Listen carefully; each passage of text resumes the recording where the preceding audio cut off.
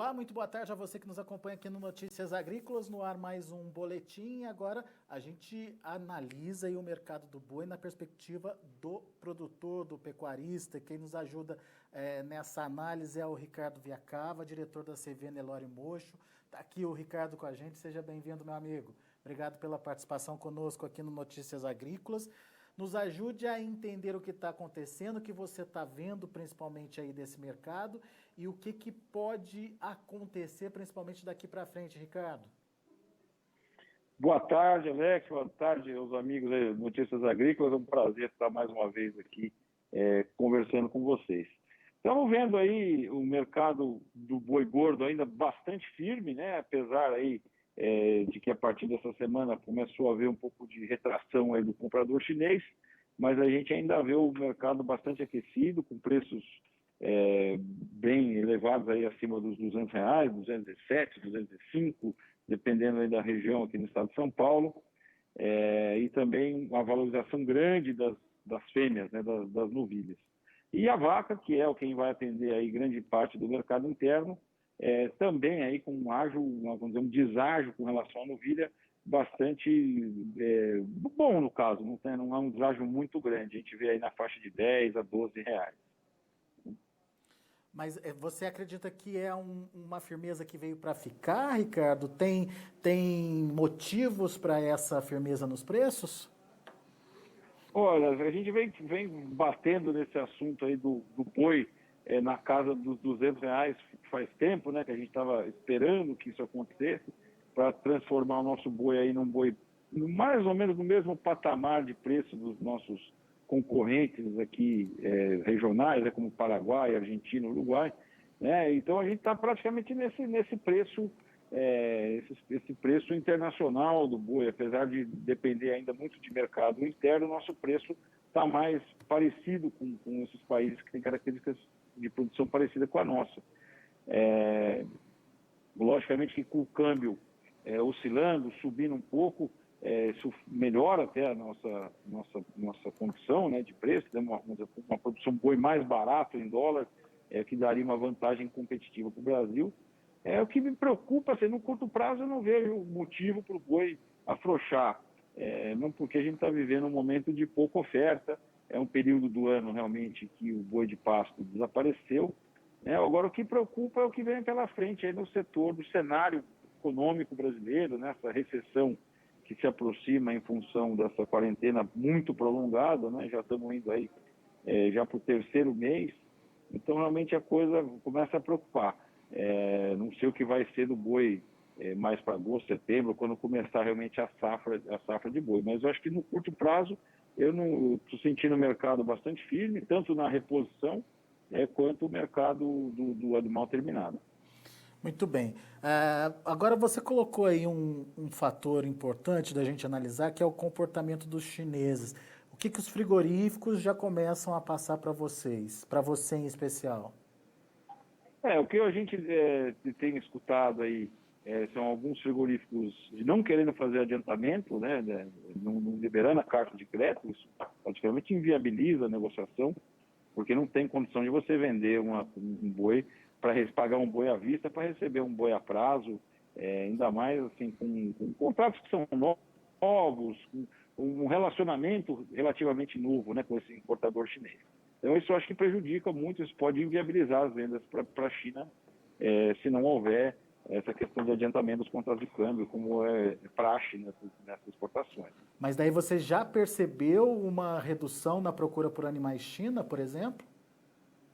Então, no caso de um comprador que eu conversei hoje, eles não estão comprando o animal China, estão comprando para atender mercado interno, sem muita diferença de preço do China. Você vê, o prêmio do boi China já diminuiu bastante, o preço do boi mercado interno está muito próximo ao boi China.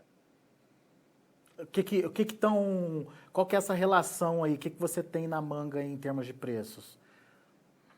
Então, hoje eu dei uma batida no mercado aqui, nós estamos falando de um macho entre os diversos compradores aqui, oferecendo de 205 a 208 reais, 207, 208. Isso a gente tem firme no boi para embarcar semana que vem, quer dizer, uma escala até relativamente curta. Acho que eles não estão muito confortáveis com a escala, não está fácil de encher a escala. Isso é mais um fator que ajuda a gente, produtor, né, a sentir a firmeza do mercado aí. Mas esse valor tanto faz pelo boi China como pelo boi comum? Então, exatamente, o mesmo preço, o boi China e o boi comum. O boi China, no caso, eles não estão nem comprando, então não tem muito parâmetro. Mas pela conversa, daria aí uma diferença de no máximo R$ 2 a mais do que o boi mercado interno hoje. Ô Ricardo, isso preocupa você como pecuarista e isso preocupa? A demanda chinesa de repente dá uma esfriada? Olha, preocupa pelo seguinte aspecto, né? Como a gente está sentindo o mercado interno com tendência de fraquejar, né? Apesar da China ser um mercado relativamente novo para o Brasil, ser uma novidade, a gente é muito dependente, né? Nós temos que suprir 70% da nossa produção, tem que atender o mercado interno. Se o mercado interno fraqueja aí 2, 3, 5% no consumo, alguém tem que comprar essa carne, né? Então, vamos dizer, o fato de ter os chineses comprando bons volumes dá um certo conforto para a gente. Agora, a gente realmente tem que continuar trabalhando, buscando aí os velhos parceiros comerciais, aí os países do Oriente Médio, que compram bastante carne brasileira, alguns parceiros aqui na América do Sul, e tentar realmente emplacar a nossa carne em outros mercados, né? Então, o Brasil está trabalhando na questão sanitária, que ainda é uma barreira para entrar em bons mercados, como Coreia, Japão, o próprio Estados Unidos com carne in natura, que a gente está engatinhando ainda. Então, eu acho que, vamos dizer, nós não podemos ficar na mão de um comprador só, né? Tenho muito receio disso, principalmente quando se fala de chinês. Hoje, por exemplo, a nossa soja brasileira depende basicamente da China, que compra 80%, né? Então, eu acho que seria muito bom para o Brasil ter pulverizado essa exportação. E acredito, por exemplo, que se a China não é o único comprador que a gente tem, mas eles diminuindo a compra, eu acho que realmente começa a sobrar um pouco de carne. Essa é a nossa preocupação. Muito bem.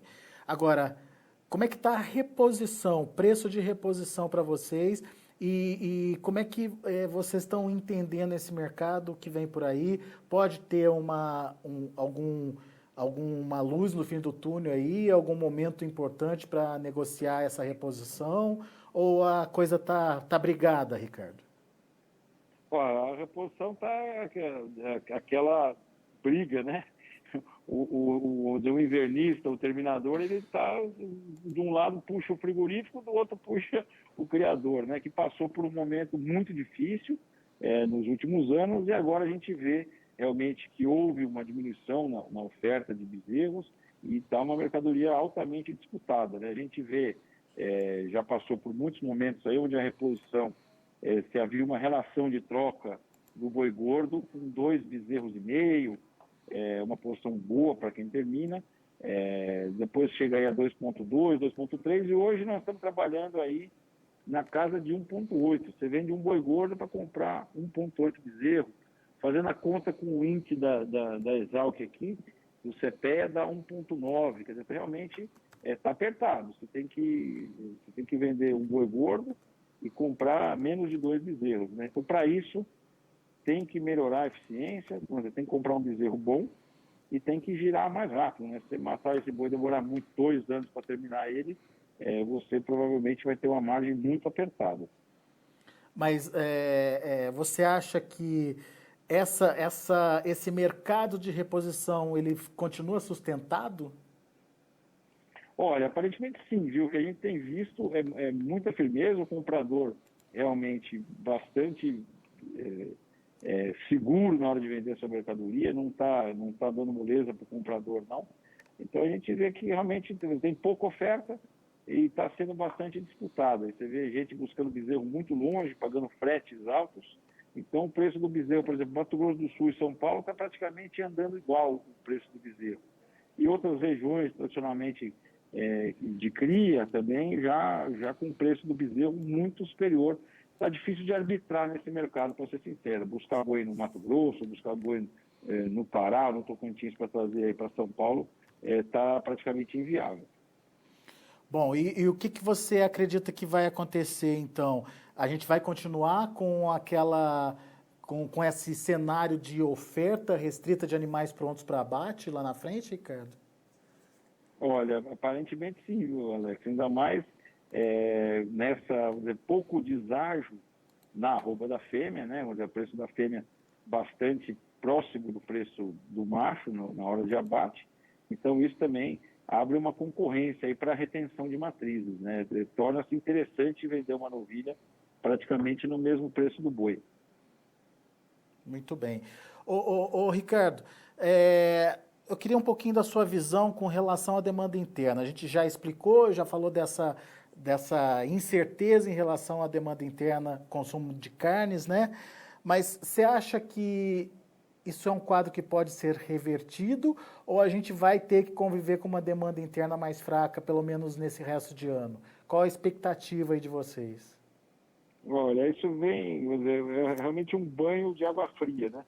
A gente que vinha esperando aí um crescimento do Brasil aí na casa de 2, 3, até 4% os mais otimistas, está topando. Hoje o Banco Mundial fez uma projeção para uma queda de 8% no PIB brasileiro. Então, isso aí dá uma diferença realmente grande. A gente sabe que a carne tem uma altíssima relação aí de renda com a demanda. Então, caindo a renda do brasileiro, a gente, infelizmente, espera que o consumo de carne diminua, haja a substituição para outras proteínas mais baratas, como o frango, como o porco, como o próprio ovo, né? No caso, já ouvimos isso aí de outros governantes, dizer para o povo parar de comprar carne, comprar ovo, mas infelizmente acho que vai haver uma recessão grande pela frente. A gente espera que esses esforços aí dos bancos centrais do mundo inteiro, injetando liquidez no mercado, tornem isso menos doloroso, mas eu acho que é difícil imaginar que a gente vai sair dessa sem uns arranhões. Né? E a exportação precisa continuar, mas como você disse, sem a chinodependência aí, né? A dependência de ficar concentrado só num país. Mas, de qualquer forma, tem, por outro lado, essa questão da oferta restrita de animais também. É suficiente para equilibrar os preços? Olha, eu espero que sim. Espero também que esse ajuste do real, essa desvalorização que houve do real, também torne possível que a nossa carne ganhe competitividade e a gente possa passar aí desses 30% de exportação. Essa talvez seja a saída aí para o nosso mercado pecuário. Apostar nesse ganho de competitividade que a gente vai ter. Ou seja, mudar essa relação de mercado interno e exportação, ampliando aí o volume exportado e enxugando aí uma demanda de mercado interno que não acontece, certo? É isso que eu imagino. Acho que essas seria o único cenário, vamos dizer, mais limpo aí para a gente pela frente, sem muita tempestade. Muito bem. Vamos aguardar para ver o que vai acontecer. Ricardo Viacava, meu caro, muito obrigado, viu, pela sua participação, pelas explicações aqui para a gente. Volte sempre. Obrigado, Alex. Um forte abraço. E lembrar, né, que a gente tem que melhorar, tem que ter ganho de eficiência na nossa pecuária, investir e trabalhar com animais melhores para reduzir fazer uma pecuária de ciclo mais curto para poder viabilizar o nosso negócio. Acho que é isso que o produtor tem que apostar. É isso aí. Obrigado. Grande abraço, Ricardo. Um abraço. Até logo. Tá aí Ricardo Viacava, diretor da CV Nelore Mocho, conversando aqui com a gente, analisando o mercado do boi, levantando mais uma polêmica em relação à dependência aí da China. O Ricardo já começou a ouvir de frigoríficos que os frigoríficos não estão querendo mais fazer aquele adiantamento que tradicionalmente fazem pelo boi, em média 40% de adiantamento que é feito aí em relação à arroba, e isso pode ser um complicador aí para as negociações, principalmente nesse momento. É um fator que a gente já vinha discutindo aqui, a China tentando diminuir o valor dos contratos, e essa me parece ser uma cartada seguinte, portanto, na tentativa de reduzir ainda mais os valores da carne brasileira no mercado chinês. Vamos acompanhar para ver. Deixa eu passar para vocês as cotações, vamos ver como estão encerrando as negociações lá na B3. Olha aí o junho, subindo 0,1% a R$ 206,70. O julho, R$ 206,10, subindo 0,46%. Agosto, R$ 206,00, alta de 0,49%. E o outubro, R$ 206,35, alta de 0,27%. O mercado futuro ainda positivo no dia de hoje. O indicador CPEA fechou a R$ 202,65, com queda de 1,36%. Essa queda foi registrada na última sexta-feira. Vamos ver como o indicador vai se comportar no dia de hoje. E sempre no finalzinho da tarde, início da noite, CPEA traz esses números para a gente e a gente disponibiliza para vocês aqui no Notícias Agrícolas, tá certo? Daqui a pouco tem mais informações, tem o mercado da soja para discussão aqui no Notícias Agrícolas. Você continue com a gente.